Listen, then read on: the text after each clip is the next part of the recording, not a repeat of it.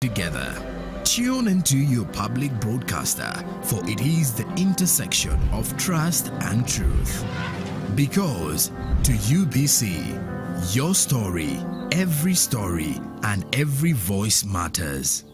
UBC, inspiring Uganda.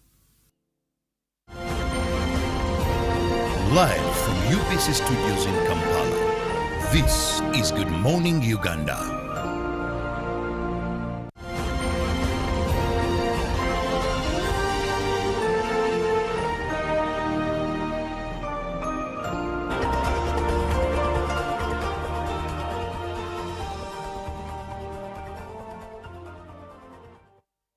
Well, good morning, Uganda. Thank you so much for being on UBC TV. If you started the show with us, thank you for being around.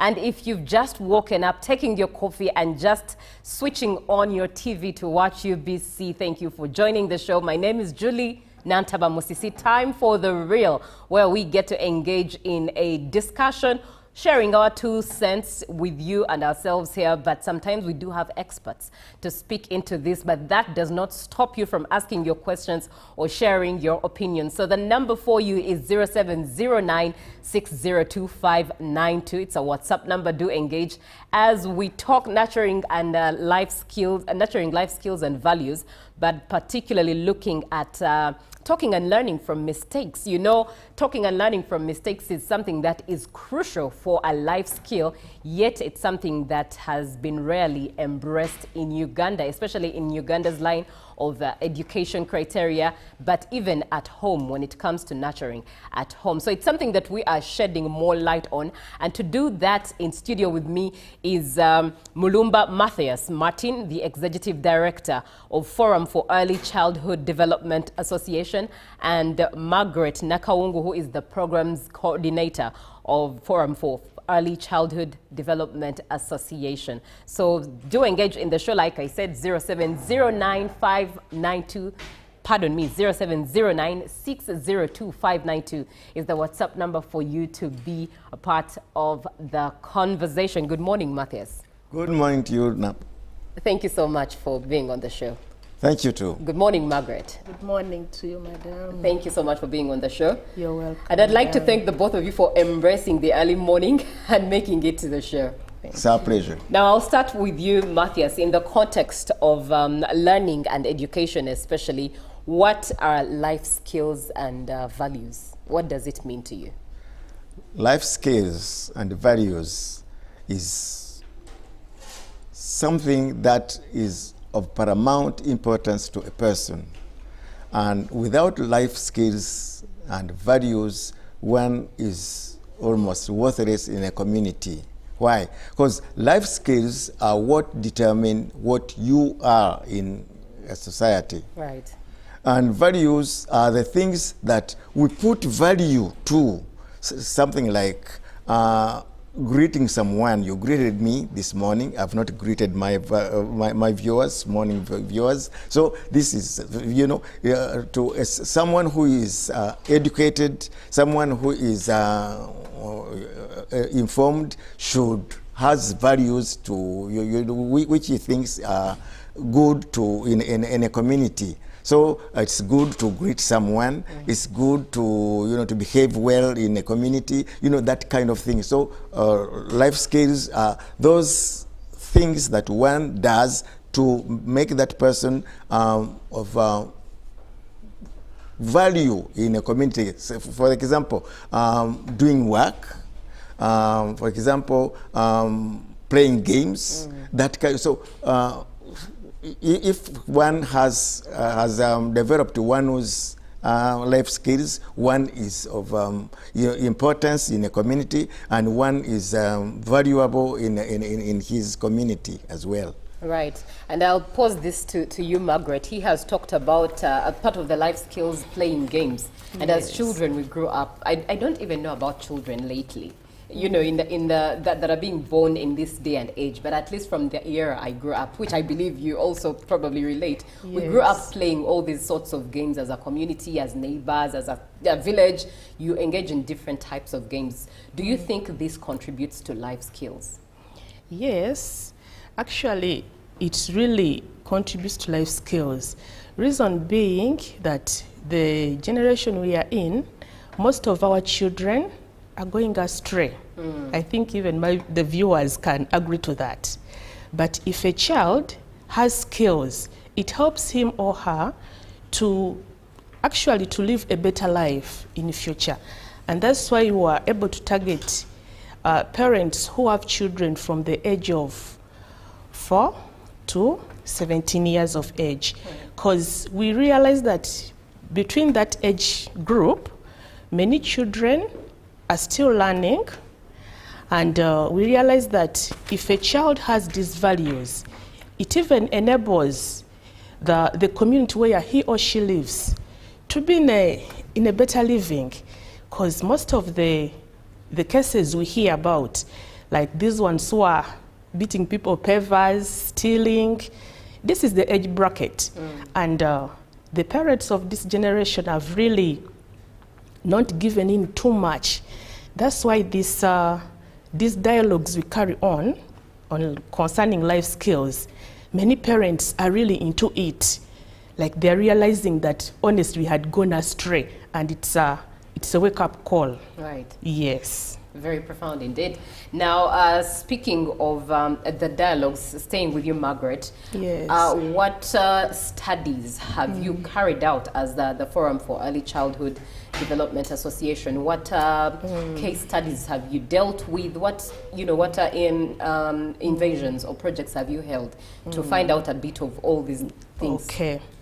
Now, basing on the baseline survey we did, we realized that because we engaged many stakeholders, this included the LC leaders, the church leaders, we had pastors, imams, priests, and then also the teachers, because we needed all these people who are directly connected to the children. Right. How have they been doing this? How have they been instilling these problem skills values to the children? Because basing on the survey which was done in 2022, it was realized that it was done by Uwezo Uganda. It was realized that most of our children can't solve problems by themselves. And it was really at 2%, you can imagine. So after engaging these stakeholders into this, actually they were also welcoming, and they were like, oh, this is supposed to be instilled by us. Because it was now basing on, if a child is yours, that is your business. But right now, as we have been moving and talking to different people, because right now we have two communities. One is in Kirombe, Ruzira, and another one is in Bunga Trading Center. And now, these are the people who are like, yes, we are welcoming this, we have been going astray, but right now, these skills are really helping us because they are trying to do them back at home. Because this is now the 7th week we have gone into, ever since we started the dialogues we have been in. But the community leaders, the pastors, the imams, they're embracing it, because during like the Fridays for the Muslims, they talk about it in mosques, even the pastors in churches. And people are like, yes, we have been living out these issues. Yes. Very profound indeed. And I love the fact that they are open. Yes. Most times it's hard when you do not peer through the hearts of community leaders. It's now harder to get to the community itself. Yes. Now, coming to you, Matthias, how effective or what effective strategies do you think can being put in place for teachers and children as well as their parents to embrace learning from mistakes and actually learning from failure as opposed to shying away from it and condemning themselves? Yeah, thank you very much. Now, indeed, one thing, government has done a lot to make sure that there is early child nurturing of people in their childhood. Why? Because if you start training a child life skills when that child is still 4 years, then that child will grow, developing the life skills up to maybe 18 years, when that child will be putting the skill that he has learned in practice. Government is putting is changing the curriculum of the schools, where life skills are now being taught, especially from senior 1 up to senior 6. That is one way of making sure that something is being done to instill and to grow life skills in our children. Right. And then parents like Alive and Uwezo are doing, we are now engaging parents, telling them what they should do. Originally, parents did either they did not know much about what they should be passing on to their children, but now these engagements that we are having with the parents, and I understand Alive is already in the process of engaging government, the Ministry of Education and other relevant authorities on that issue, to make sure that life skills are taught right from nursery schools. This, in our view as a Forum for Early Childhood Development, is a good thing and should be carried forward. Again, the fact that Alive and Uwezo are also doing the same, let these programs not end in the 10-week program, but let it be an ongoing activity, which, like Margaret has said, is now awakening our parents. Now our parents are waking up to realities. They now know what to do, what their role. Now they can play their role, and they know what to tell their children. And children are already, I think in the 2 locations that we are working on, right, children are already picking up what their parents are telling them. Now they are no longer, you see, we selected locations where we thought children are a bit unruly, and we needed their parents, because parents do not have time for these children. That is one thing the baseline survey came up with. Parents did not have time with their children, and children were learning from their peers. And some of these peers were leading them astray. So now, if these programs continue, we believe that we are going to have better communities where children are going to be learning from the correct people. Like in some of the dialogues, it was observed that some parents have been telling a child, a child one day asked, "Mom, where does, you have brought a child, where have you got that child from?" And then the parent replied that, "I have bought it from the market." Now, if that child later on goes to the peers and lands on the wrong peer, that child might get the correct answer, within brackets, yeah, but then this child will lose trust in the parent. And that is very, very dangerous. Right. So we need, there is need for, and the momentum has already started for parents to be told what exactly to say. Like in another instant, a parent asked, "Mom, we sleep alone in our beds, but you are sleeping with Dad." Now parents know that the best answer to give that child is, "No, we love each other. That's why we stay together with your father. But you still, you stay in your own beds.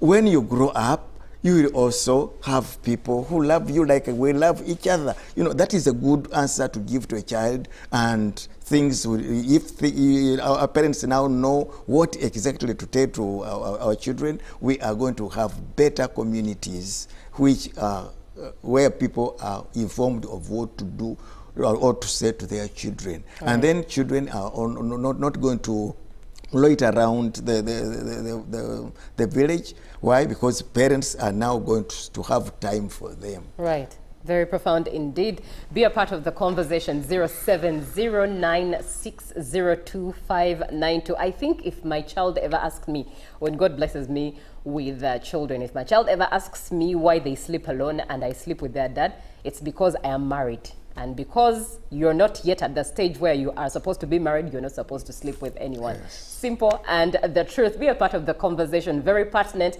and one that touches the hearts of all of us at the call for a better Uganda. Staying with you, Matthias, you've expressly and properly elaborated how these life skills are embedded in children in the process of nurturing.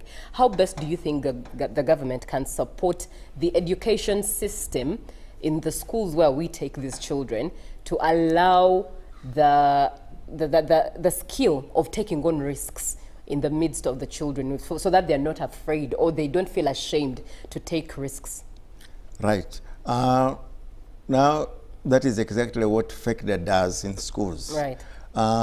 We like to engage children in this. You see, what happens, God gave everyone a talent.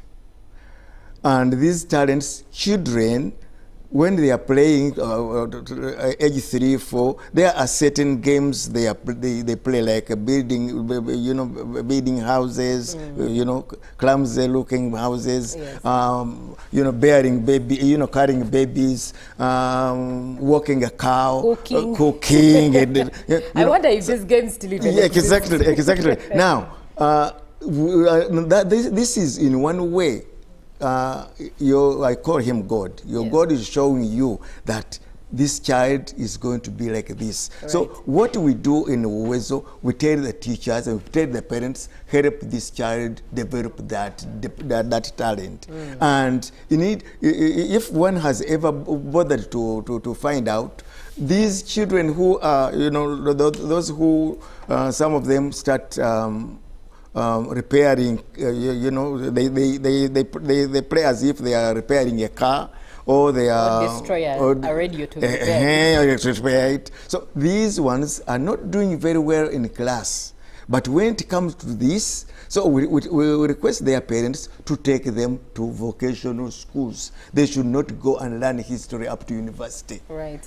Because it will definitely not help them. But if they go to, so government has started setting up vocational schools, and we salute them.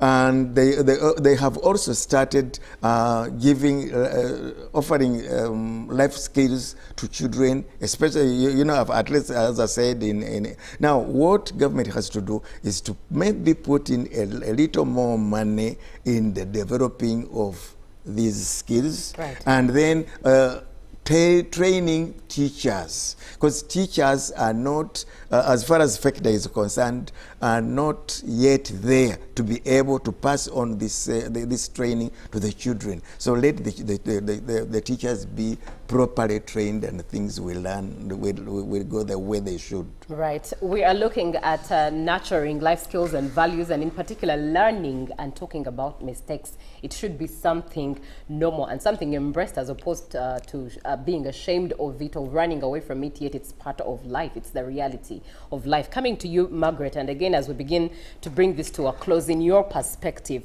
what skills and values are needed today in Uganda for our youth existing in Uganda? Okay. Practically. Okay, thank you. Now, for the youth in Uganda today, basing on the life skills and particularly problem solving, we realize that our youth, or the children before the age of from 4 to 17, we should include these children in decision making. For instance, in homes, we realize that when a child does something, parents would decide immediately. But if a mistake arises, we should be in position to allow the children to also decide. How? If you identify that there is a problem, then you have to at least come up with a list of possible solutions together with the child. It's not always good to think for children. Give them a room so that they can also express their brains. These children are clever, but as parents, we take it in a way that since I'm a parent, I have to decide, and what I say is this. But if we allow these children from young age to be able to come up with different alternatives, then it can actually allow that child to be resilient in a way, and also confidence. Because actually, if you engage a child in solving a problem, they feel a part of it instead of you deciding. In the circumstance whereby you will not be around, let this child have a brain to use, because most of the time we realize that our children no longer use their brains. Yes. With the AI we have, and our parents deciding for the children. So we have, their brains are becoming numb. So if we are given an opportunity, actually parents should now teach children that if you face a problem, you have to look out for different solutions and choose out the best option which you can use.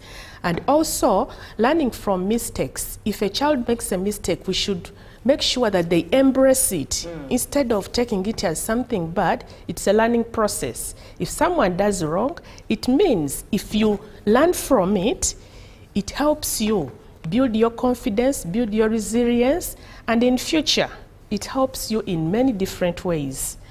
Actually, for learning from mistakes, a parent, it should be best if, even if a child brings out something which is not welcome, don't show that it's wrong. Right. Embrace it and build on that to come up with something right. Thank you very much. Very profound indeed. Thank you very much, Matthias and Margaret. Allow me begin to close this with a comment from David Ariko from Entebbe, who says he is a research student of ECD UCU Mukono campus. And you say, how can I link with you as a child development specialist? I have also been a Sunday school teacher at St. John's Parish Church, Entebbe, for over 30 years. Nurturing life skills and values is a very good topic. Now, fashion and dressing is a very challenging parenting aspect. Some children are allowed to dress in a fancy way against our moral values. What's your take on that? In a minute, to you, Matthew. Yeah, thank you very much. Now, we are found at Uwezo, Uganda.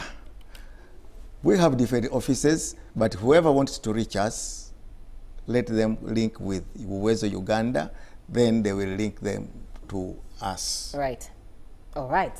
And his question is, your take, fashion and dressing is a very challenging parenting aspect, and some children are allowed to dress in a fancy way against the moral values of Uganda as a nation and as a culture. What is your take on that?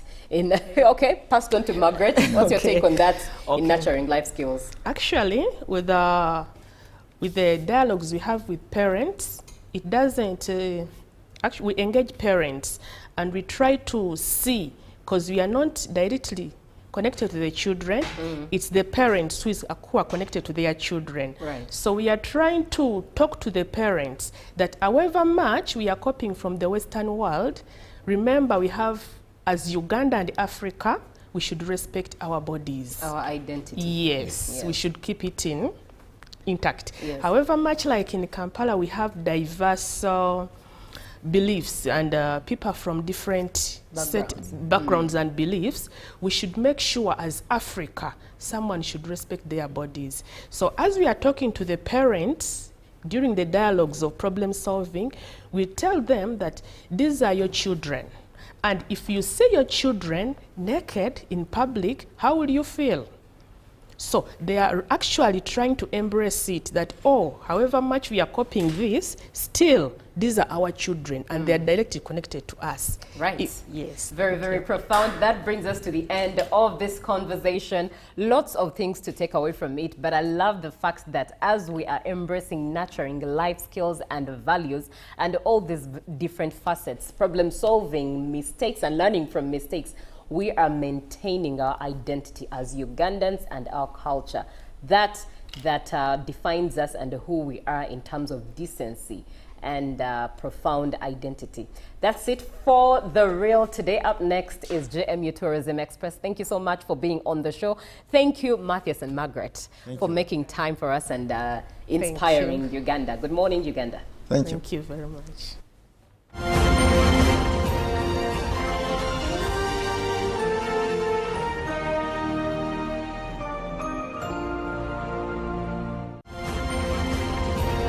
Live from UBC Studios in Kampala, this is Good Morning Uganda.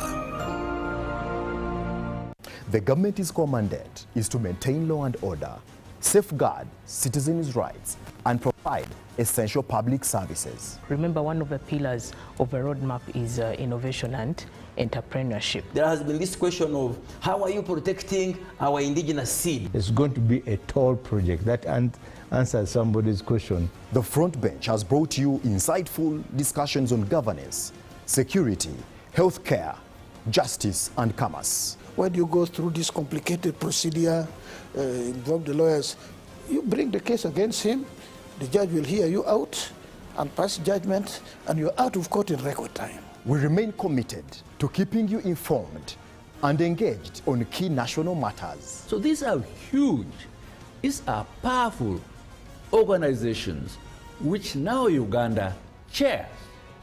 Why don't you come together?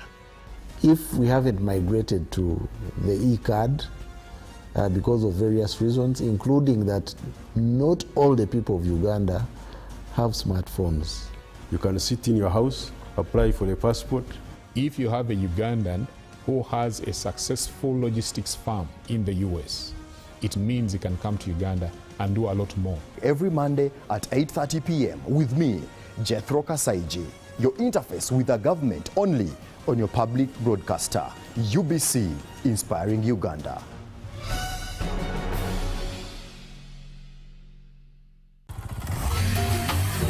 Hello, Kampala, Uganda. In response to the national call of strengthening the traffic security, Good Products Group HGO brand has officially launched the Rider Selection Campaign. Registration is now open.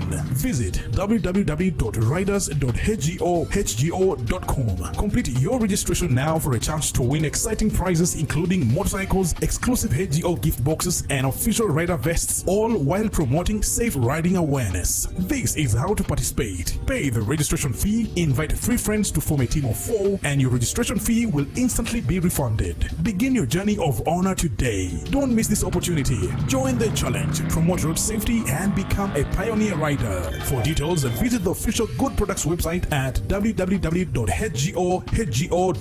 or call toll free 0800-335-555 or visit our offices at Kingdom Kampala 3rd floor to register now and win prizes worth millions.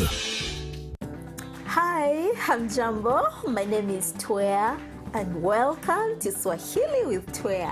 I'll be your friend and teacher on this fun Swahili journey. Now, be sure to learn words like jembe, sufuria, mopira, while we garden, cook and play. Let's connect and speak freely with our brothers and sisters across Jumuiya yetu ya Afrika Mashariki. Looking forward to singing the lesson. Tutaonana.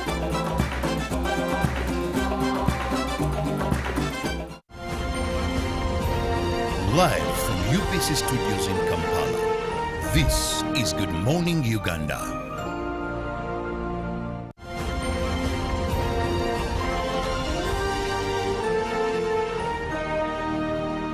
Brought to you by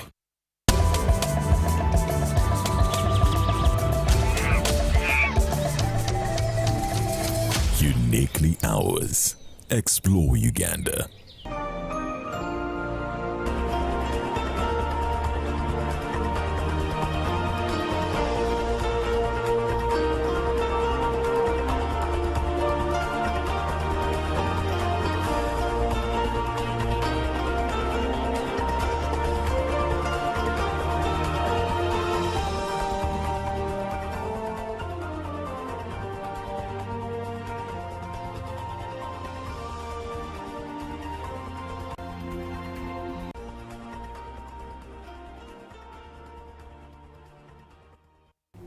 Welcome to Good Morning Uganda Tourism Express. My name is Zakia Laki.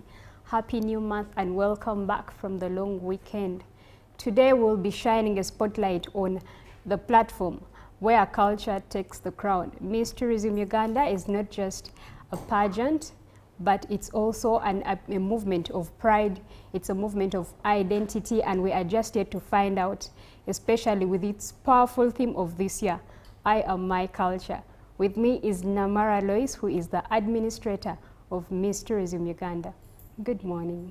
Good morning to you. Yes, how are you? I'm all right, thank you. I'm happy to be here. My name, like you said, is Lois Namara Kalamuka, and I'm the administrator of Miss Tourism Uganda. We're happy to have you. Thank you. Yes, in regards to the powerful theme of this year, I Am My Culture, it has excited a lot of people, and so many have actually come up to bring up their identity in regards to culture. What does this one mean for Miss Tourism Uganda? I Am My Culture is, we derived this theme from the UN World Tourism theme, and it is tourism and sustainable transformation. So what is that is sustainable to us? So we believe that our culture is something that we can sustain in our country and something that we can preserve for generations. So I Am My Culture is our way of preserving tourism and sustainable tourism to the Ugandans and to the generation, mostly this generation that really knows a little more of their culture. So yeah, that is why we came up with I Am My Culture. And as you see me here, culture means everything. Culture embodies everything. That is why I'm here today dressed like this. And yeah, that is thank you. Yes, when you talk about this generation, I think it's a good opportunity, especially that Miss Tourism deals with young girls that are able to learn and showcase. You have so far gone to 4 regions. How have these regions managed to showcase cultures or impacted in regards to the theme in the tourism industry? I think they've brought everything to promote their regions, really. We've so far gone, yes, to the 4 regions, and every region is amazing in their way. And we get to learn as the public what each region has for us, what Uganda has for us. Yes, as Miss Tourism, we traverse the 12 regions of Uganda, and we've so far done only 4, and we have others to go. So I urge the public to look out for every bit of every region that we'll be crowning, so that we can learn, because we are tourism and we believe at Miss Tourism Uganda that tourism is everyone's business. So how is it everyone's business if you really do not want to know what is taking place in different regions? How are you going to know? How I can tell Ankole, how can I know what Rwenzori brings for us, what Southwest has for us, what West Nile has for us. So, and I also believe that Miss Tourism also has diversified in a way. It is not only the girls. Now this year we've dived into the male pageant, which is Man of Tourism Uganda. And yes, this year we will be seeing the men also coming out to promote tourism in their different regions. So we also have the children's pageant. It's called Little Miss and Mr. Pearl of Africa. This year will be the 2nd edition, and we cannot wait. Our theme cuts across all our initiatives, the male, the children, and the girls. So we are really, as Miss Tourism, we are really excited to see what we can learn from culture and what we can teach the public and the generation, because we believe in preservation, we believe in sustainability, as our theme says. So look out for all of our initiatives, not only Miss Tourism, but Man of Tourism as well, and the Little Pageant as well. So we look forward to your support and everything. It's nice that you've actually engaged the men, you've engaged the women, you've engaged the little ones. Now, talking about the initiatives, besides the pageantry itself, what else do these queens take part in regards to being prepared for tourism ambassadorial roles? So, well, this, I believe, it is it is passion and love, but mostly during our boot camps, we get to train them in different things. Yeah, so they get to know how can I promote tourism in Uganda, because this is the young generation that we are working with. So we believe that equipping them with skills like communication, marketing, they get to learn first aid, giving first aid and other trainings that other skills that can help them as they promote their regions, as they promote tourism in Uganda. We believe that we really do much in boot camp, and even outside boot camp. We get to have internship placements for these girls, and the men, of course, will start this year. So we really try as much as we can as Miss Tourism to really equip the girls and all the people that we work with the skills that they need, because if I do not know the communication skills, if I do not know the marketing skills, interpersonal skills, how am I going to sell my region? How am I going to sell Ankole that I come from? So yeah, we give them different skills during the boot camp and even after, because it goes beyond. Yeah, talking about that, recently we were watching what was happening in the southwestern part of Uganda, and we did see contestants be a part of skilling practices like pottery, which I think is a very good thing. And when we get to Miss Tourism Uganda, how is it preserving cultural values in this digital age? I believe that we should embrace digitization, because it is the way to go now with the generation that we're working with, and in the generation that we are, we have to embrace, as Ugandans, as the whole world, we have to embrace technology. So if we do not digitize our tourism, then we will not be adding value to it. So how are we digitizing this? By the regional crownings that we have, the trainings that go through. So we get to engage communities in these different regions to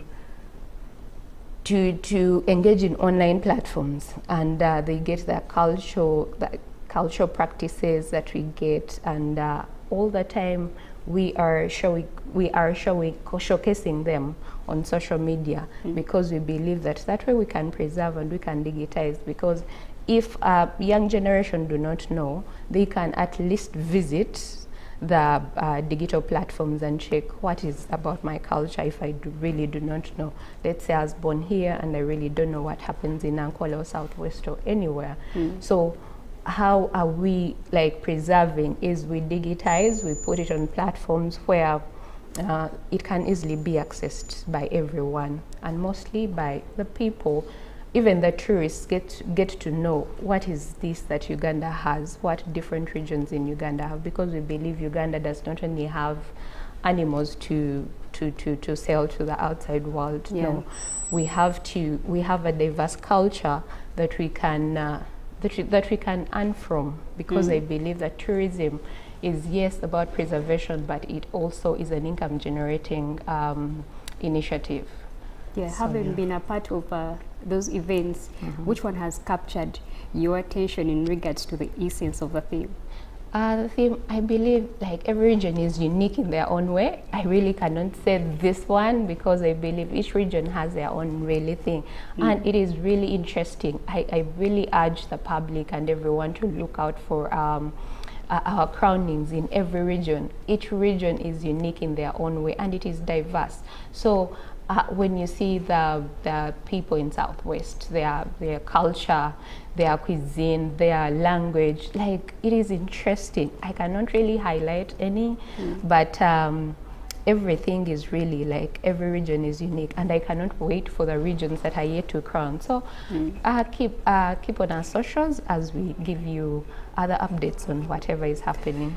For me, I want to share mine. I did come about a picture of this contestant. I think she was coming from the Ankole region, who did prepare a local dish on stage. I was impressed by the fact that it is teaching young people how to prepare their cultural dishes, and she had to serve it actually to the judges, which I think stood out mostly for me. By the time they were bringing saucepans and Sigiri on stage. Yes, Yeah. it was very interesting. Now, I believe it takes a lot of work and a lot of funding for you to bring this together.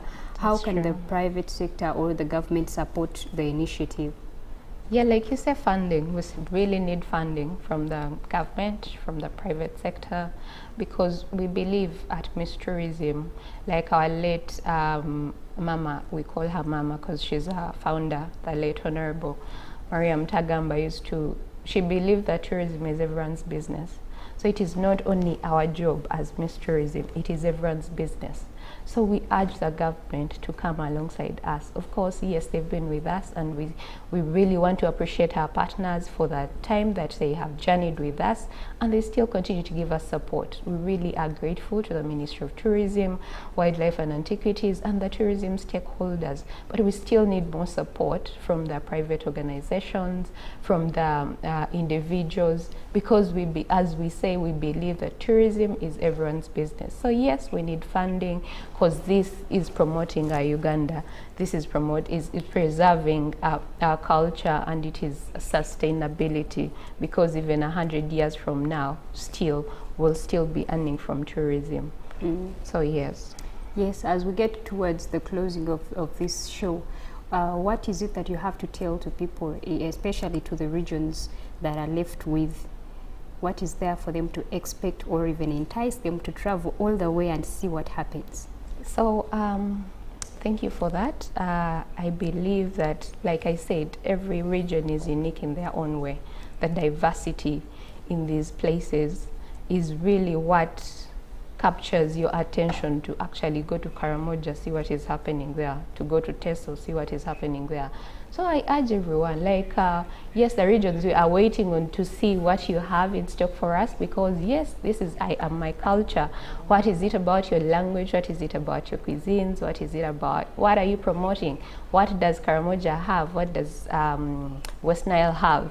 What is that the public really can go? What can go to visit and check out in your region? So I believe that as other regions, yes, they really did understand the assignment. So this time round, we are waiting on the ones that have not crowned yet, but we are also looking forward to the public support and community engagement, because we cannot do it by ourselves.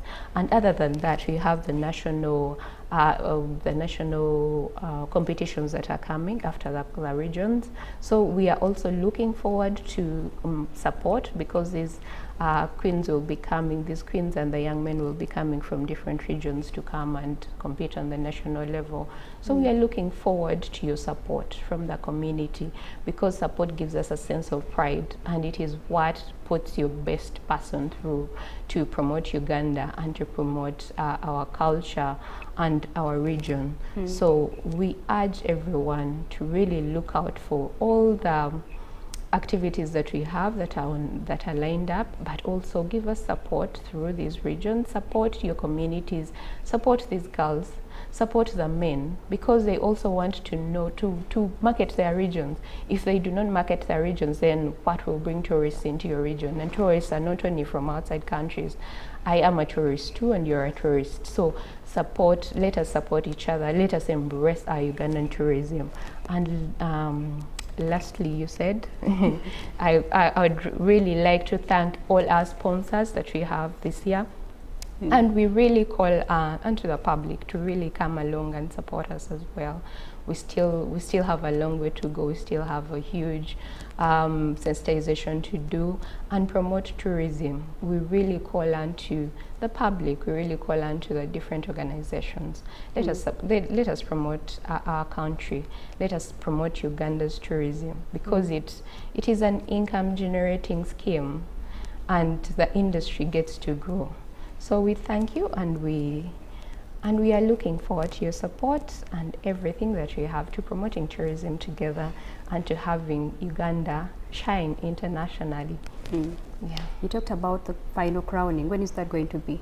That one is on 5th September at Kampala Serena Hotel, and we are looking at Ugandans all over, and even those not from Uganda. We are looking forward to having you on this day.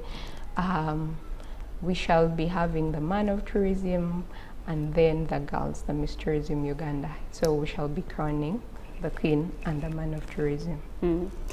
That's amazing. On the 5th of September, Miss Tourism Uganda will be crowning. And remember, every crown that is worn, a language is preserved, a place is promoted, culture is promoted, and it's collective effort. Support as much as you can. You can come through because we are promoting our country. We are promoting our culture this year. So be a part of the initiative and also add a voice onto promoting culture in Uganda. We are still on Good Morning Uganda.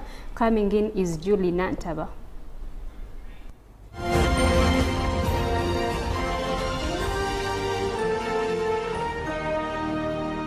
Brought to you by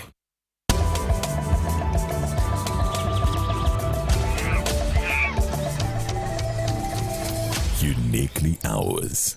Explore Uganda.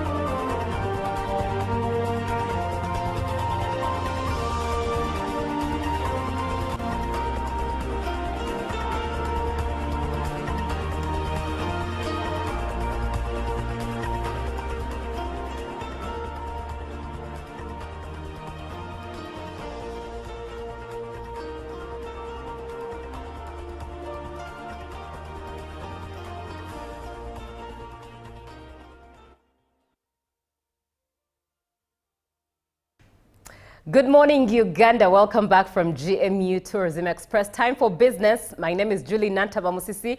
And if you thought it only was aquaculture that existed, well, the National Agricultural Research Organization has introduced aquaponics. And it's a new farming technology that enables farmers to grow both fish and plants together. Research scientist Dr. Kokwis Aruho is encouraging farmers to adopt this innovation for improved production and grow fish and plants together. Aquaponics transforms farming for sustainable food production. Now, moving on to the western region of Uganda, and in particular with teachers, the Uganda Liberal Teachers Union members SACCO in western region have outcried many where teachers have submitted their project proposals but not funded because of the low speed of funding these projects. Now, in the Enterprise Development Initiative to improve livelihoods, teachers are challenged with several outcries amongst them. Among 200 Uganda Liberal Teachers Union members SACCO benefit in the Enterprise Developing Initiative to improve teachers' livelihoods besides their monthly salaries. President Museveni recently donated over 20 billion Uganda shillings to the Uganda Liberal Teachers Union SACCO to improve the teachers' livelihoods. Now, with the donation of 20 billion shillings, teachers still have challenges of low-speed funding to teachers' projects. This was during the familiarization tour to various Uganda Liberal Union members SACCO by the Presidential General Evans Kaganizo Mutesa Asira in the Western, Northern, Eastern and Central regions. He encouraged the beneficiaries in the teachers' presidential donation to be transparent and be role models to the rest of the teachers. Now, moving on to the United States, when TikTok was banned just for a weekend, we all thought, and President Donald Trump came up with a solution of it being bought by the US. For some reason, we all thought that Elon Musk would be the very person to buy TikTok. And seeing as Elon Musk and Trump fell out, well, President Donald Trump has said that he has a buyer for TikTok. And the video sharing app that was banned in the USA amid claims that it posed national security. In a Fox interview, Trump said he had a group of very wealthy people willing to acquire the platform. I'll tell you, in about 2 weeks, he teased. And a sale would need approval from the Chinese government, but Trump told Fox he thought President Xi Jinping will probably do it. This month, Trump delayed for a third time the enforcement of a law mandating TikTok's sale. The latest extension requires parent company ByteDance to reach a deal to sell the platform by 17th September. The BBC has contacted TikTok for a comment. A previous deal to sell TikTok to an American buyer fell apart in April when the White House clashed with China over Trump's tariffs. It's not clear if the current buyer Trump says, he has lined up is the same as the one who was waiting in the wings 3 months ago, the one we thought would be Elon Musk. But the U.S. Congress passed a law forcing TikTok's sale in April last year, with lawmakers citing fears that the app or its parent company could hand over U.S. user data to the Chinese government, which TikTok denied. Trump had criticized the app during his first term, but came to see it as a factor in his 2024 election win and now supports its continued use in the U.S. Now let's have a look at what the Forex rates looked like as of 27th June 2025. The US dollar opened at 3,589.18 buying and was selling at 3,599.18, and by midday it was still at 3,589.18 and selling at 3,599.18, closed in at an increased value of 3,589.32 and selling at 3,599.32. The British pound was buying at 4,925.98 and selling at 4,939.70. And the euro was buying at 4,195.91 and selling at 4,207.60. The Kenyan shilling at 27.77, buying and selling at 27.84. And the Tanzanian shilling was buying at 1.34 and selling at 1.35. The South African rand was buying at 201.03 and selling at 201.59. And that is it for today's GMU Business. It's Good Morning Uganda. My name is Julie Nantawa Musisi. Up next is the agenda, and we have a conversation on matters coffee, culture, and change. So stick around as we see how art and science are making a profound change in the northern part of Uganda. So save that number 0709602592 and be a part of the conversation. Good Morning Uganda does continue. Good morning.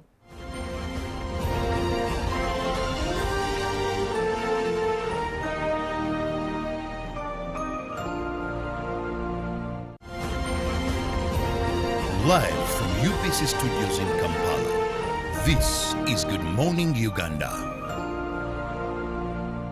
The government's commanded is to maintain law and order, safeguard citizens' rights, and provide essential public services. Remember, one of the pillars of a roadmap is innovation and entrepreneurship. There has been this question of how are you protecting our indigenous seed? It's going to be a tall project that answers somebody's question. The Front Bench has brought you insightful discussions on governance, security, healthcare, justice, and commerce. Why do you go through this complicated procedure, involve the lawyers? You bring the case against him, the judge will hear you out and pass judgment, and you're out of court in record time. We remain committed to keeping you informed and engaged on key national matters. So these are huge, these are powerful organizations which now Uganda chairs. Why don't you come together? If we haven't migrated to the e-card because of various reasons, including that not all the people of Uganda have smartphones. You can sit in your house, apply for a passport.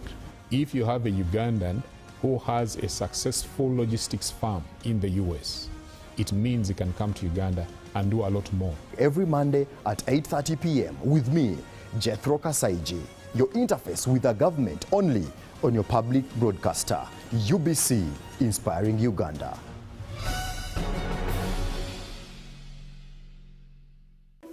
In a nation hungry for truth, a world where every story matters, there exists a beacon of trust and reliability. For decades, they've been our voice and our window to the world, holding the mirror of our history. With 4 TV stations and 11 radio channels spanning 27 languages, they stand as guardians of information, defenders of truth. With Maskari Heritage Advantage, they uphold every citizen's right to reliable and free information. Their archived stories shaped our past and illuminate our present. Yet now, as new challenges arise and the world evolves, their mission faces its greatest test yet. Be part of our journey and let's navigate the unknown, uncover the untold, and safeguard our future together. Tune into your public broadcaster, for it is the intersection of trust and truth. Because to UBC, your story, and every voice matters. UBC, Inspiring Uganda. Every Wednesday, live in our studios in the heart of Kampala. We have to change the political culture in this country, really. Who has bewitched Ugandans? I want to assure you, as government, we shall do whatever it takes to ensure that Ugandans are safe. We have conversations that have analysis, explanation. This law society, this union of theirs, because they want a job everywhere, they want to be this, they want to be that, they want... No. We know it's a union. You cannot be making a road, bitumen grade 1, in Congo for 5 billion. But not every truth is fact, and not every fact is truth. The argument that the General Court Martial is responsible for peace and stability is without basis, either in law or in fact. We have been told how Napoleon was a great orator. Now, Napoleon cannot help me get food. They told me combine harvesters in Saskatchewan. I don't know where Saskatchewan is. This is a geography we're taught. Instead of teaching me how to preserve Mabera forest, they're teaching me about Rhineland. This is a problem we got. We cannot run away from it. Right now, you hear very disgusting stories of members of parliament. Instead of discussing the details of loans, they ask for their cuts. Every Wednesday, 10 p.m. on your public broadcaster.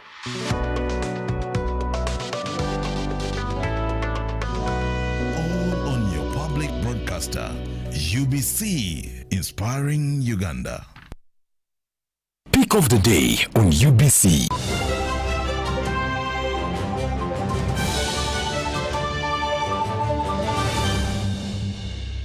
Was brought to you by I'll call you every day, yeah yo, baby dondolo. You can now get all the Triple Z out with MTN voice bundles. Call all networks, Kubei Dondoro. Buy a 25-minute voice bundle for only 1,000, or buy any daily voice bundle of your choice. Dial *100 *21# and select daily, or use the My MTN app. When we talk together, we are unstoppable.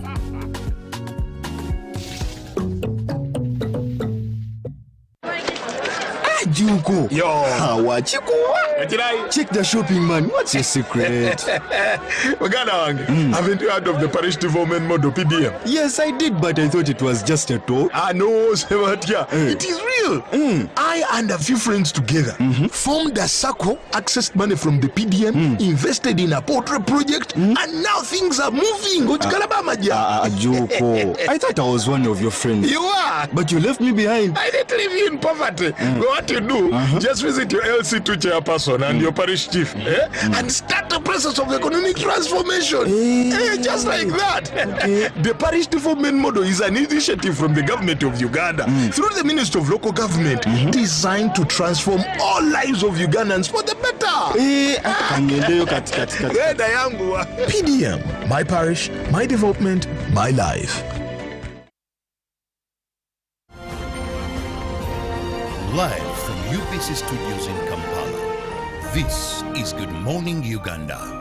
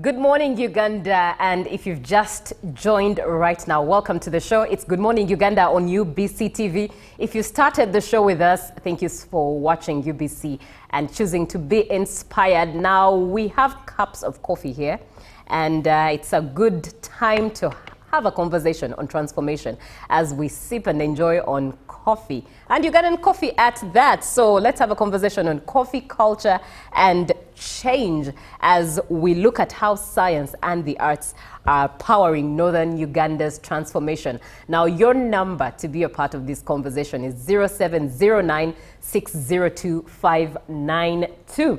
And somebody from Ginger just decided to get in touch and tell us the program is wow. Thank you so much for watching. And that is Owechtiwa Kabi Muzafaru Isabiriye from Fubira CCL in Ginger City Northern Division. Thank you so much for being on the show. Now with me in studio to talk about transformation for Northern Uganda and how arts and science in regards to research are transforming and powering the transformation in Northern Uganda through coffee culture and change. It's two amazing gentlemen. One is Solomon Aboda from Walk Creative Arts Foundation, and the other is Godfrey Kagezi, who is the Director of Research at the National Coffee Research Institute. Now, Corey here with me to have the conversation. Good morning, Godfrey. Good morning, madam. Good morning, Ugandans. Good morning, Uganda.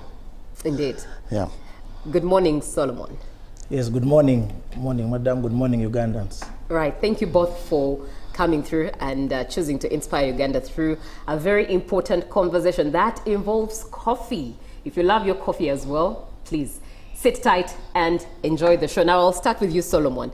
What is the meaning of WALK? W-A-L-K seems to be an acronym. What does it stand for?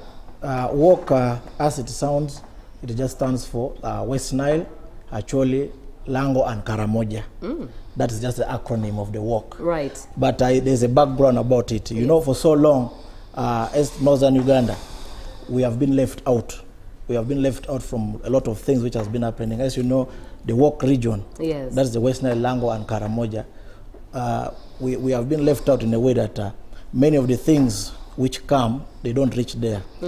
Many of the things just stop here in the central. Many of the things, when they come, in case of anything, in case of development, we don't get much of it. Everything just stops here in the central. If you can see that we're happy that in the background of the work, it was the parliamentarians who came up with it, headed by Honorable Akol, who came up with the idea of the work. Because we as the work region, we understand ourselves. We understand ourselves, the West Nile, Lango and Karamoja, and the only challenge is that we are the poorest regions, if you are to see with the statistics. Right. That's why we as the work sub-region, we had to come up and be together with, like the creatives. We came up to be together and we came up with the Arts Foundation. Yes, with the different domains, all the creatives under the different domains. That is we have the 9 domains of the creative industry. We have the music, we have the culture, the visual arts and crafts, we have the culture and natural heritage, we have the software and innovation, right. We have the performing arts, the film and the video, support services, the books and publishing. These are all the domains under the creative industry in the work sub-region. Yes. Very profound. And in there I've had music, culture, visual arts, but then in there is software and innovation, which we'll come to a little later. But let me come to you, Godfrey. Briefly explain what the National Coffee Research Institute does and its mandate. Okay, thank you. The National Coffee Research Institute is one of the 16 institutes under the National Agricultural Research Organization. And we are the youngest institute. We became an institute in 2014. Although we are existing, but we are a program under another institute. Yeah, the National Crops Research Institute, which is based at Namlonge. But in 2014, the coffee fraternity came out and said no, they need a research institute to work on the coffee issues. If you look at other countries we are competing with, like Brazil, like Vietnam, they have very strong research institutes and their research agendas. So that's how we came into existence. Our mandate is to conduct research for development on coffee and cocoa, and we look at the whole value chain, starting from production up to value addition. Right, very profound indeed. 0709-602-592. That's the WhatsApp number that you should engage. And Wachitiwa Muzafaru, you say that the fact is Uganda and the entire nation, we are what we are because of agriculture and its nature. Yes, indeed, you are right about that. Coming to you, Solomon, yes. Elaborate further on what work does in regards to arts. And I'm surprised that I thought you would only stop at the obvious arts, the culture, maybe the food, the music, books, but I'm surprised that in there is software innovation. So just briefly explain how work is using the arts to empower the northern region. As I told you earlier on, I told you work, the Creative Arts Foundation, it came about as in the past. Yes. Most of the things which come in Uganda, or most of the things which come from the government, just stops within the central region. But it's lobbied for as Uganda. But we down there in the work sub-region, we have never really gotten anything. So as you know, the work sub-region, we are endowed with a lot of rich cultural assets and a vibrant talent pool. True. That's why you can see we have a lot of good traditional dances from the old regions. Like from the West Nile, they have a traditional dance called the Andara. Actually, we have the Bola, the royal dance. We have the Otole, that's the war dance. We have the Dingi Dingi. When you go to Karamoja, they have the Naleo dance. When you go to Lango, they have the Miela Buddha. So we are endowed with very rich culture, whereby we don't get opportunity to show it to the world because we have been left out.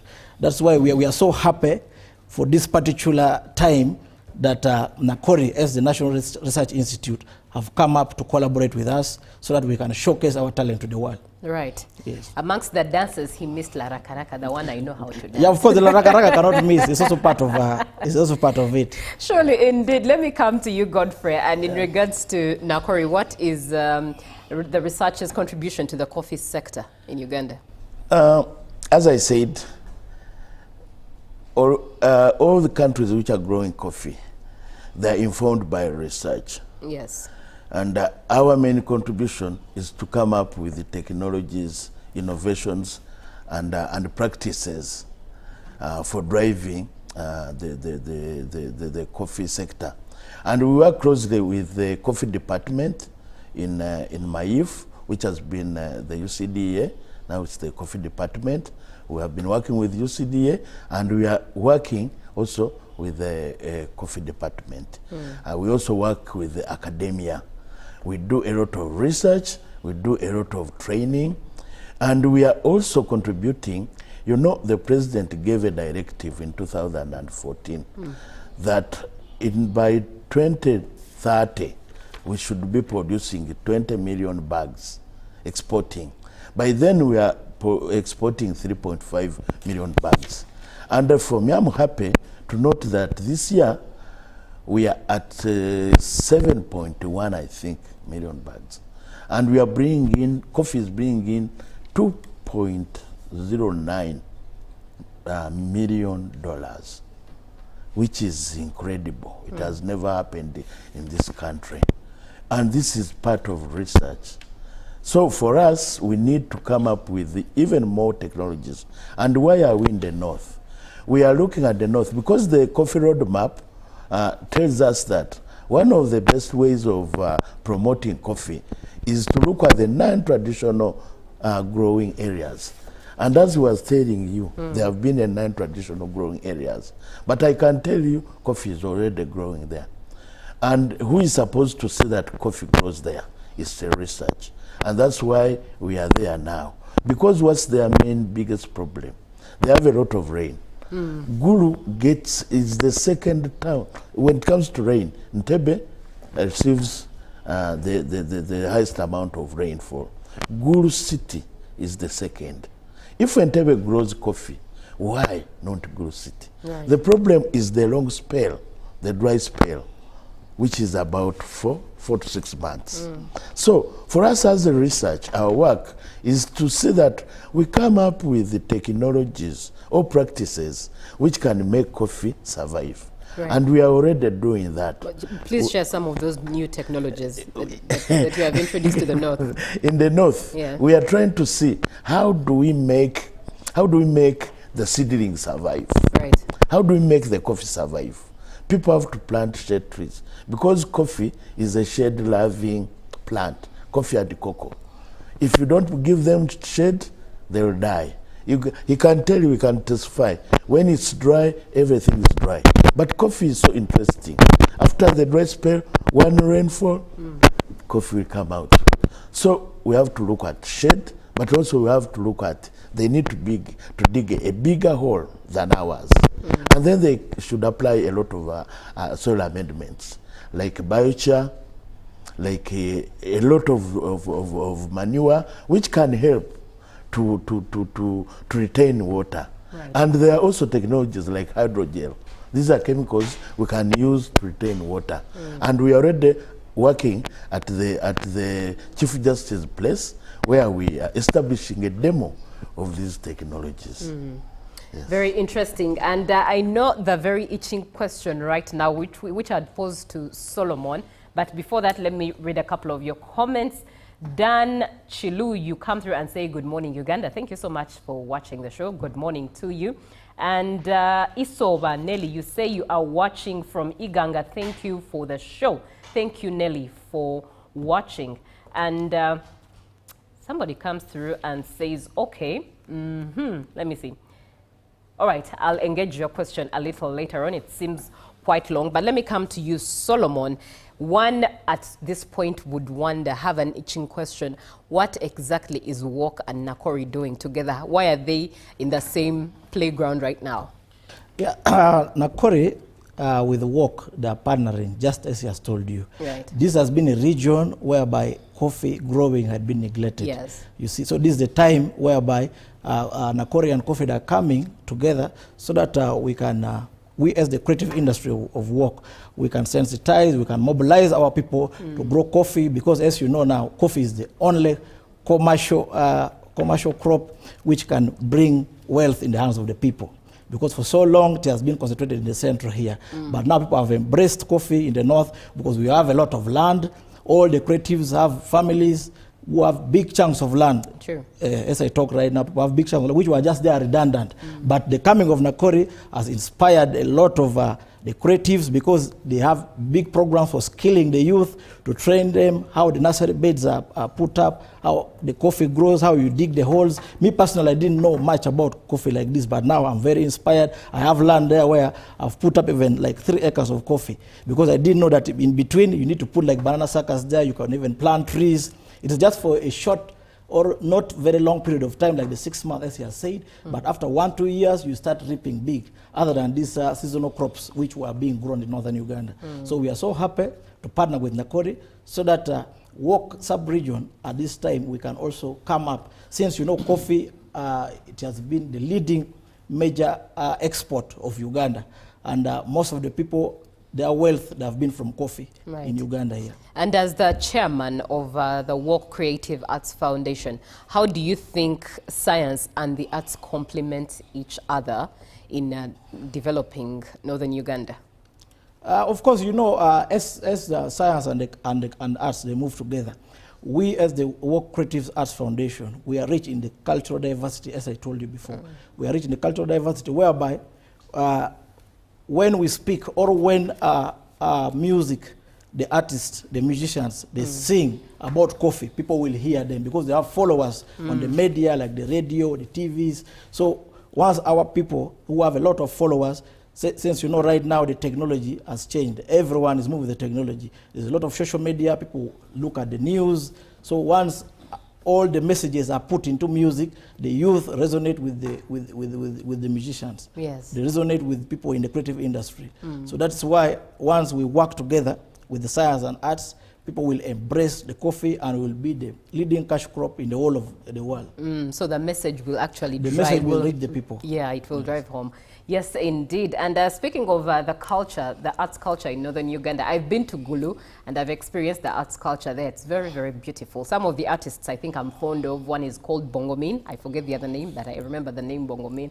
And the other is Romeo Odongo. Very amazing artists. Gulu is rich.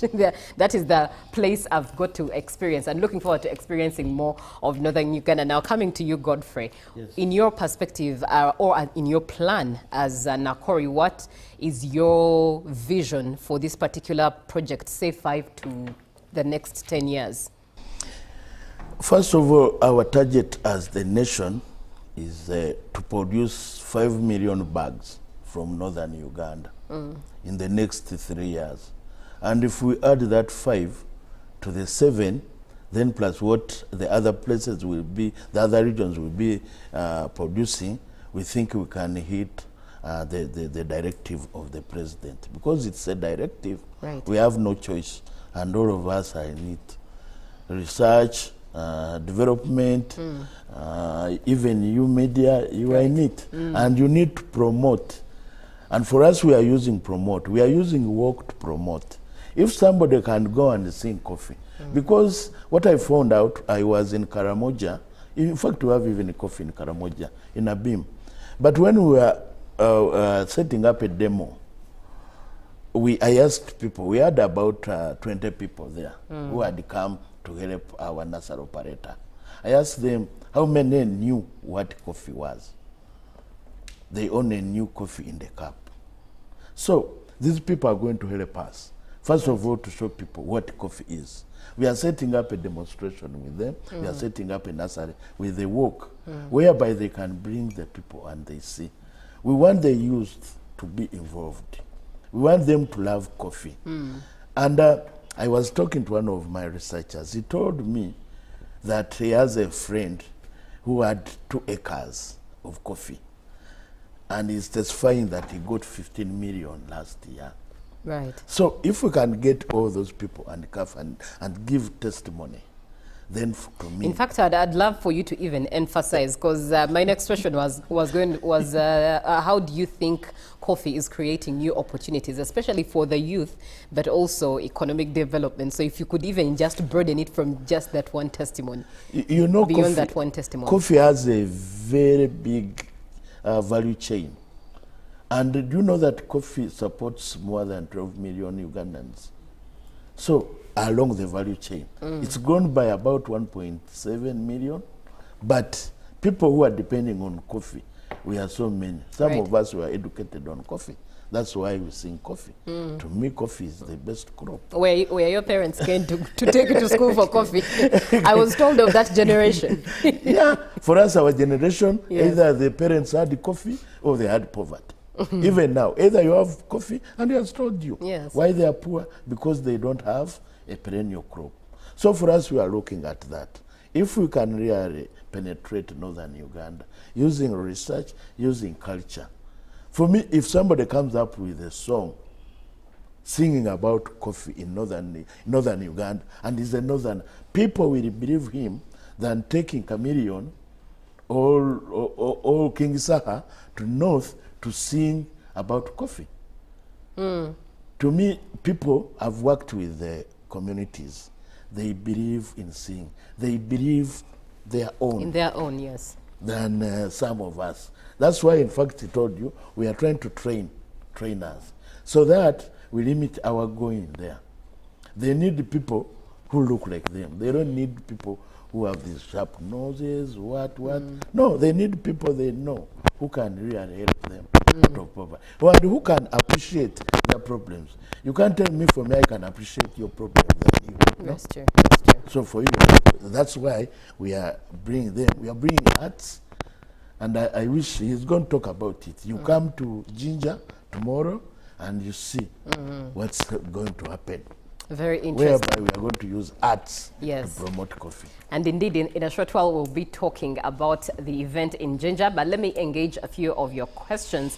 What could be the problem that has led to the decline in coffee planting in Eastern region here? Because during our time of schooling, we could pay our tuition using funds that we used to get after selling the already harvested coffee. But I wonder why these days coffee is scarce in our area. This question is actually coming in from Jinja, and in fact, it's Owechitiibwa Muzaffaru who says that he is awaiting for a response from the coffee personnel, that is Mr. Godfrey. How would you answer? Okay, I will answer that. Yes. The good thing, because they had said East and I had gotten confused because East is so big. It starts from in Jinja. Jinja, they know the problem. They ran away from coffee, they went to sugar canes. But I thank God they are coming back. They have seen where money is. Wow. Because sugar cane, they give you 2 million, they take your 8 acres, and you spend another 10 years with only that 2 million. Right. For us in coffee, just quote an acre, you can get 2 million. Right. In 1 year. So that's one of the things. The others are pests and diseases. And people are lacking information. So we really need to do a lot of training. And the training is not really a mandate of narrow. It's a mandate of extension. Our mandate is to train the trainers. Right. So to me, since he's a Owechitiibwa, he can organize. And usually Owechitiibwa are very close to cultural institutions. So let him organize. We come and they organize the trainers, their extension. We come and train them, and at no cost. All right. Yes. Interesting. Owechitiibwa, I hope you've taken note of that. Now the ball is in your hands to make sure that you invite at least Nakori to be in your area. First and foremost, there's an event coming through that we are going to talk about just in a jiffy, and it will be in Jinja still. So be on the ground, keep your ears on the ground. Now coming to you, Solomon, and speaking in line with the arts and everything culture. First and foremost, I will say indeed what Godfrey talked about, the arts speaking to the people of the community. I witnessed it firsthand. There was a time I was in Gulu, and they had this concert, Bebe Cool, and the concert flopped because there was no one representing the region. and it was something I learned. But I will ask you, what challenges is the art sector facing in northern Uganda, and how best can these challenges be addressed, especially in line with development like the initiative we see right now? Those are exactly the facts which we are talking about. Right. Bringing people who don't really resonate with the people on the ground. You bring people from Kampala to go and talk to people on the ground from Gulu, from West Nile, from Karamoja, yet they have their own people. Yes. This is what has been happening, which has really affected the arts industry. That's why I'm saying, even when the government comes up and gives something, you find we as the Work Sub-region, we don't really get anything at all. Everything remains in Kampala. That's what I've been emphasizing. So we as the work creatives, you know, we came up and established, right now as I talk, we have about 5,000 members, which we have fully registered them under the Work Creative Arts Foundation, and we are continuing to register because the creative industry is so big. As I told you earlier, we have about 9 domains, and our objective is to register all the people in the creative sector, people who weave baskets, people who do fashion design, people who are in the software innovation, and work as itself. We want to come up as a collecting society and stand for the creatives, because as you know, majority of the population in northern Uganda, they are the youth. Yes. But they don't have what to do. There's underemployment, unemployment. So we don't want to wait and beg from the government, like these people of Kampala have been doing. They have been going to Gulu there, going to the general's place, begging them for money. But for us, we are not doing that. For us, what we want is to be supported through our circle, which we have established, because through our circle, we can easily support hundreds and thousands of the youth. Right. Because our goal is to register about 100,000 people in the creative industry. That's, I can tell you, that's the estimate which we have in northern Uganda. Because there are unrecognized groups which people even don't know, like these traditional dancers. People don't take them as creatives, yet they are the biggest creative groups in northern Uganda. We have people in the gospel music industry, like the gospel artists, the choir members. Those are all unrecognized groups, whereby you imagine they start singing about coffee. Who will not grow coffee? So our challenge has been, we have not gotten the finance from the government, but we are not going to wait for them.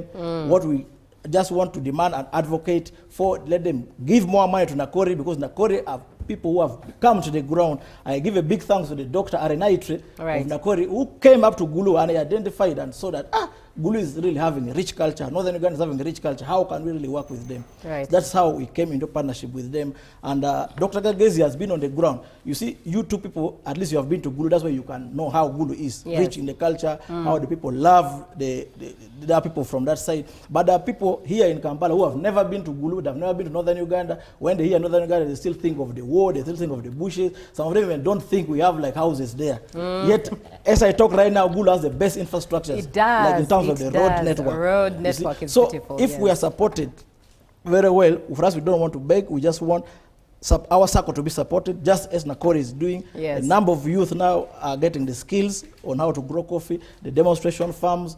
We have a gentleman actually in Nwaya called Mr. Ojok. He has like 25 acres of coffee already. Right. He has been benefiting, he has built houses. So those are the youth who are inspiring others to make sure they grow coffee, and we come out of this poverty. Right. We're not going to wait for these other political leaders who have been trying to confuse the youth, because you find instead of letting the youth focus on things which can bring development to them, they always mislead the youth and have been misrepresenting us. Because you find the politicians, they don't go there and talk about the creatives. They just talk about themselves. They go and convince the president just for their personal interest. But this time, I'm very happy the president himself and other political leaders that have picked their nomination and they are coming in. Right. So if they don't support us in the creative sector, because we want to move forward and empower ourselves with the growth of coffee, we are not going to give them our voice. With the creative industry, we are not political. So we want to desist from these political people who want to come and confuse our creative industry. If they cannot come and support our circle, we are not going to allow them to come and confuse us, because for us, we are ready to develop ourselves through the growth of coffee, because it has been tested and proven that that's the only crop which can make us get out of poverty, other than these other non-traditional crops. Right. Now, I would like for you, Solomon, to talk about the event that is happening in Jinja, and then thereafter I engage all the commentary that is coming in from our viewer. But first, tell us what's happening. What event do we have with Nakori and the Work Foundation? Nakori and the Work Foundation have what is called the Nakori Coffee Fire Fest. happening in Jinja tomorrow, the launch where the president is the guest of honor who is going to open it. So you find we have different traditional groups. They are coming in buses as I talk right now. They're already even in Jinja from the West Nile, Acholi, Lango, and Karamoja, where they're going to display a lot of their creative acts. They're going to have the different cultural dances. Right. They're going to have fashion shows, all about the coffee. You're going to have coffee tasting. You know, we have a lot of coffee products and other people are not even aware about it. Yes. We have the cosmetics which are coming up from Nakori. So we encourage everyone to make sure they head to Jinja tomorrow and they experience this Coffee Fire Fest for this 2025 because it's going to be one of its kind. We are not going to carry people just like they normally do. This time we are bringing the work region to the central, the work region to the eastern, so that they know what's about work. It's not only about these other artists from Kampala. We are getting our artists who come from the work sub-region so that they can experience the culture and the rich diversity which we are talking about. Because we know that with our rich culture, we can sell to the whole world. And working with Nakori is going to be so good, and we are already moving on, and coffee will be the best crop where everyone is going to embrace. Why did you choose Jinja? We didn't just choose Jinja, but you know, we just have to take steps. Okay. Normally the agricultural shows, they rotate. Right. But this time, 2025, we say let it be in Jinja. As you have heard one of the commenters, someone is saying, there's no coffee in Jinja. So let him come. We want the people there to know, as Dr. Agezi has told you, they diverted to other crops. But we want them to come back. They were just into sugarcane, but we want them to come back and handle coffee. All right. So that they don't complain, they don't beg money from the government, but it's the government who will come to them. We, as the World Creative Arts Foundation, we have our offices. The head office is in Gulu City. Right. We cannot put our head offices in Kampala. Head office is in Gulu City, whereby anyone who wants to come and support us, anyone who wants to come and know about coffee, the demonstration farms, how it's grown, we already have the expertise. Because we have been having trainings from Nakori, and we really request the government to give more money to the organizations like Nakori, because they are the ones who are doing the real work. They are coming to the people, they have the accountability, they make sure the training is done, they are going to provide us with seedlings, they are teaching us how to make sure they teach you, they skill you, because now if you go to farming and you are not taught, you don't have the skills, still you will waste your time. But what they do, they make sure the skilling is done, and the creatives have all been offered seedlings. If you want seedlings for coffee, you just go to your chief administrative officer, the cow, you register there, you register how many acres of land you have, how many holes you have already made for the coffee, and you'll be availed. Right. Now, a couple of questions coming through and the comments. Thanks. May we have the WhatsApp numbers of the two speakers? This is Kuga Isaac Newton from West Nile region of Uganda. Are you free to give those numbers out? It's okay, no problem, because for us, we operate in daylight. We don't want to behave like people who operate in the night. We are open because we want everyone to develop. We want Uganda, we are one. Yes. We don't want that kind of getting away, leaving the work sub-region. All right. Good. We Solomon, are so happy about the Nakori. You could share your WhatsApp number. My WhatsApp number is 783 555 All right. 622. And Godfrey? 776 2788. 88. I hope you've registered those two numbers. And this very event in Jinja is a free event. Yes. Everyone is invited. We are not going, for us as the work, we don't differentiate any Uganda. All the Ugandans, whether you are from outside, you come and experience the Coffee Fire Fest, because it's going to be one of its kind. Yes. All right. And can I just add on what please. Solomon has said? This event is just the first one.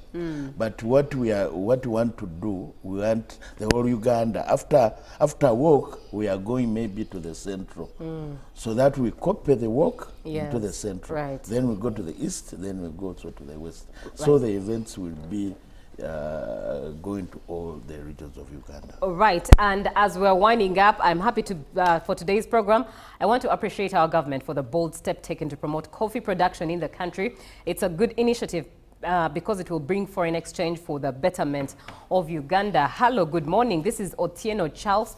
What strategy do you have to bring coffee to the area of Bukedi region, especially in areas of Tororo? And indeed, as Godfrey has mentioned, this initiative of Walk and Nakori working together in the Fairy Festival. It's the first of its kind starting tomorrow, but in the years to come, they'll be going to different regions. Thank you so much for being on the show. Okay, one last comment. Thanks for the great show. This is Godfrey Odwi watching from Minakulu, Oyam. I have a question for both Nakori and Walk. How can they support youth like me who's willing to grow coffee but lack the necessary skills? Will they support with seedlings too? Shout outs to Solomon. Now let this question come to you, Godfrey, as we begin to close. I thought Solomon could answer that question because Oyam is in the Walk region. Yeah, Oyam is in the Walk region. I wanted to answer one of Bukedia. Yes. Bukedia, we're already working with their cultural institutions. Okay. And we have already signed, I think, a memorandum of understanding. And as far as I know, there is already a nursery which has been put up in Bukedia. But Bukedia, we are coming. After the north, we are coming to the east. From Bukedia up to Teso. Right. Because for us, we believe all regions can grow coffee as long as we do it the right way. Right. Solomon, please. Yes, our viewer from Oyam, that is in Lango sub-region, still in the Walk. You are very welcome. You come to our offices opposite Gulu Independent Hospital. We have the Walk offices there, plot 13B. Right. So you come, you register, we get your details, and anytime Nakori has come on the ground, we invite you for the training. We have demonstration farms already, as Dr. Kagezi said earlier. So we are inviting all the youth, and the training is always free of charge. We are not charging any youth for it. Right. Thank you very much, gentlemen, for being on the show. That brings us to the end of this particular one, and coffee culture and change. It has been a wonderful conversation today. Thank you so much for watching. And also somebody comes through and says, I'm tuned in. Good morning, Uganda at UBC. Thank you so much for being on the show. From me to you, let's do this again tomorrow. Ruben is coming up with GMU Sports, but stick to UBC TV so that you are inspired. Better to be inspired for the better stewardship of your country, Uganda, as God has given it to you. Good morning.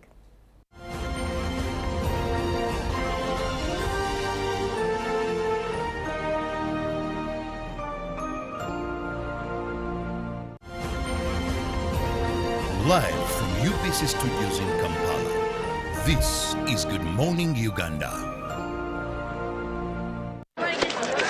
Junko. Yo. What you go? Check the shopping, man. What's your secret? Uganda, haven't you heard of the parish development model, PDM? Yes, I did, but I thought it was just a talk. No, it is real. I and a few friends together formed a circle, accessed money from the PDM, invested in a poultry project, and now things are moving. Junko. I thought I was one of your friends. You are. But you left me behind. I didn't leave you in poverty. What you do, just visit your LC2 chairperson and your parish chief and start the process of economic transformation. Just like that. The parish development model is an initiative from the government of Uganda through the Ministry of Local Government designed to transform all lives of Ugandans for the better. PDM, my parish, my development, my life. Live from UBC Studios in Kampala, this is Good Morning